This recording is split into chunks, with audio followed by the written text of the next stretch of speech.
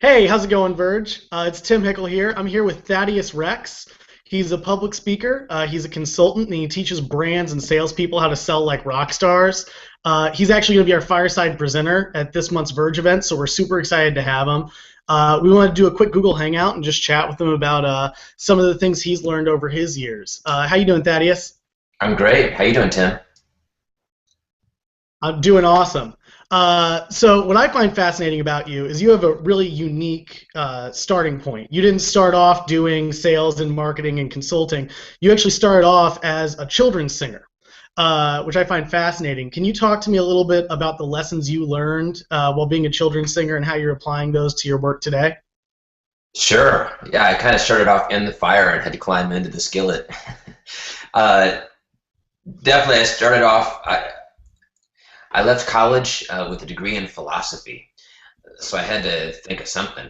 And and I had a friend who had a band, and I joined his band, and I just fell in love with performing.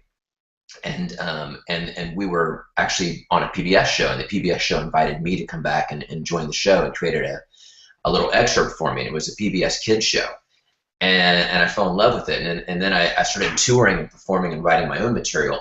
And what I learned really fast is when you're out there writing and creating your own stuff,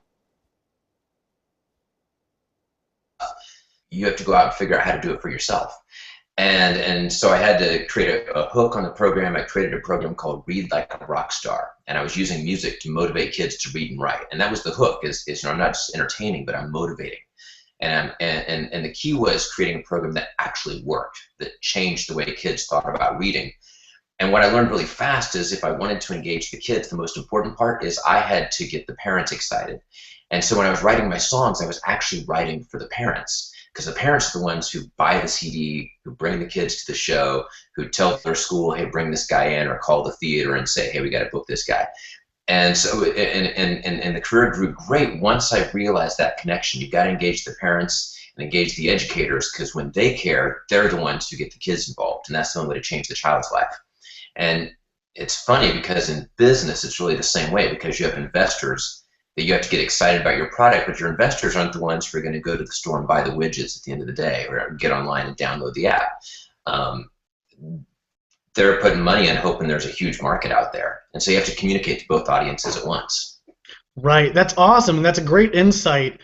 But that sounds really tricky. How do I appeal to two completely different audiences that are one's over here at the exact same time?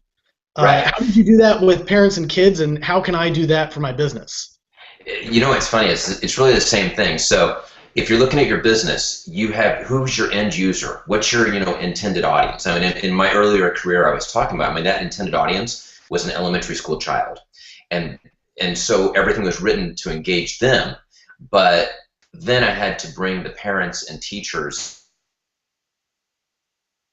into that world. So you write the songs in a way that reminds parents and teachers what it's like to be a child. And so it's almost a nostalgic experience for the parent or the teacher, and it's a real life experience for the child. And it's the same thing, I think, when you have an end user.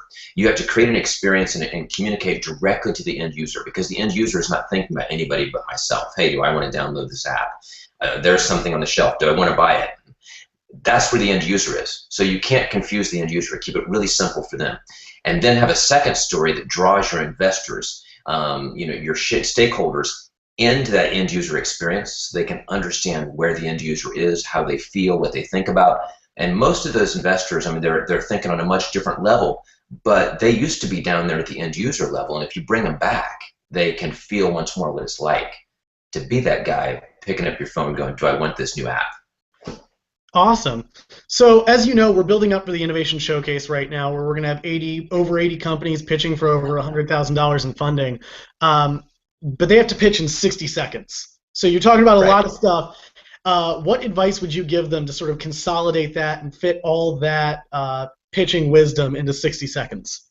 Yeah, I think a great pitch for, especially in a technology arena, you have basically two options. One is to highlight the pain, to really draw people into what's this problem? Why is the problem so big? Why is the problem such a crisis that needs to be solved right now?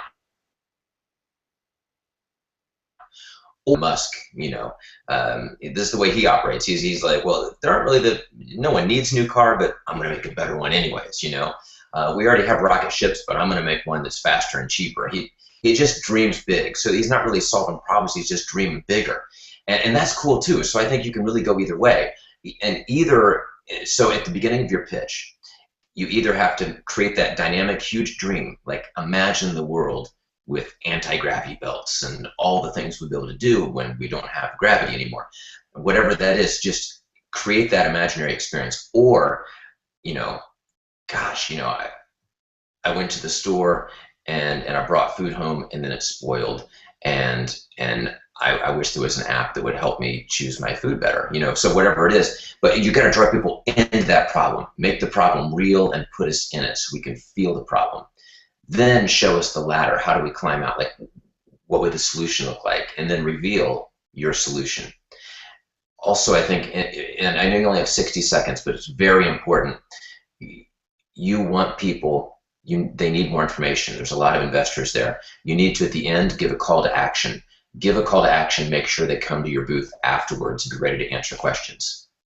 Awesome. Well, Thaddeus, thanks so much for sitting down with us. Really excited to have you for the Verge event and talk to you more. Can't wait, Tim. Awesome. Talk to you soon. Bye. Adios.